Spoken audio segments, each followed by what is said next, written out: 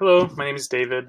I'm going to law school in the fall, and I took a diagnostic LSAT of 167 up to a 179 on the August administration through self-study. And I'm going to demonstrate how I might tutor someone through a practice problem that they got wrong.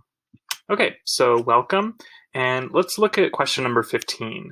It has been said that understanding a person completely leads one to forgive that person entirely. If so, then it follows that complete self-forgiveness is beyond our reach, for complete self-understanding, however desirable, is unattainable.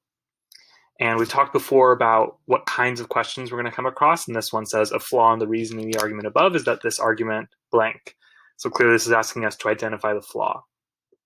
Now earlier you were able to eliminate options C, D, and E, but you selected B when the correct answer was A. Do you want to walk through these and tell me what your thinking was? Sure, Tutor David. So yeah, I know you said like we should have a hypothesis going into this, but I didn't really identify the flaw immediately, so I just went on to reading the responses. A was a little bit long, so I kind of skimmed it. And then B said confuses something that is necessary for an action to occur with something that necessarily results from an action. So I saw the word necessary, and then I was like, oh, maybe this is about like necessary and sufficient conditions like we were talking about. And then I looked back at the question, and I sort of thought that was what was going on, so I circled it. Okay, so in general, I think you have a good approach here, with the exception that it is worth understanding the answers as you go along, so you can have a hunch about which ones might be, the best candidates to consider for selection.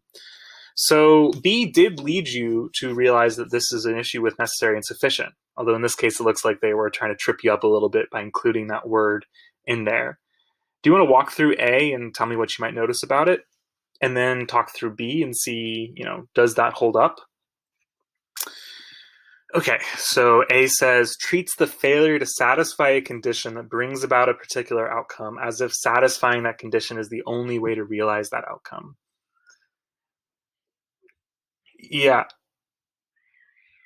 I guess thinking about it now makes sense.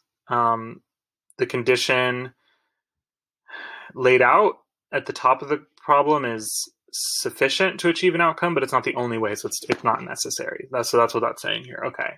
And then B just doesn't map on because it doesn't actually talk about the fact that it's taking a sufficient condition to be the only way to achieve a result.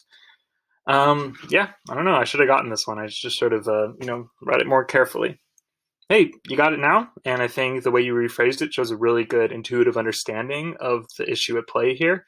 So we can come back to it once more at the end, but I think that's a good analysis.